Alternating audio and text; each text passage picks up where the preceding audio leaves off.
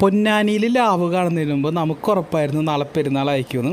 അതുകൊണ്ട് തന്നെ നമ്മുടെ ബൈക്കൊക്കെ ഒന്ന് കഴുകി കുട്ടപ്പനാക്കണം. നാളെ പുറത്തൊക്കെ പോകാനുള്ളതല്ലേ, ഒരുപാട് സ്ഥലങ്ങളിലൊക്കെ കൂട്ടുകാരുടെ അടുത്തൊക്കെ പോകാനുള്ളതാണ്. അപ്പോൾ ബൈക്ക് കഴുകി ഒന്ന് കുട്ടപ്പനാക്കണം. അപ്പോൾ ഇതാണ് നമ്മുടെ വെയിറ്റിംഗ് ലോഞ്ച്. നമ്മുടെ കൊടുങ്ങല്ലൂർ നമ്മുടെ തൊട്ടടുത്തുള്ള സർവീസ് സെൻ്ററാണ്.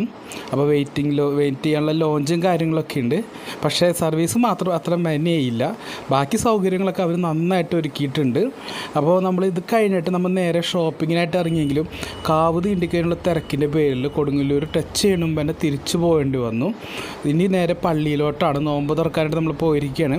അപ്പോൾ നിസ്കാരം കഴിഞ്ഞിട്ട് നമ്മൾ നേരെ നോമ്പ് തുറക്കാൻ പോവുകയാണ്. സുന്നത്ത് നിസ്കാരം കഴിഞ്ഞിട്ട് നമ്മൾ നേരെ നോമ്പ് തുറക്കാനായിട്ട് പോയിട്ടുണ്ട്. അപ്പോൾ വെള്ളയപ്പം ഗ്രീൻ പീസ് കറി ആയിരുന്നു നോമ്പ് തുറക്കാനായിട്ട്.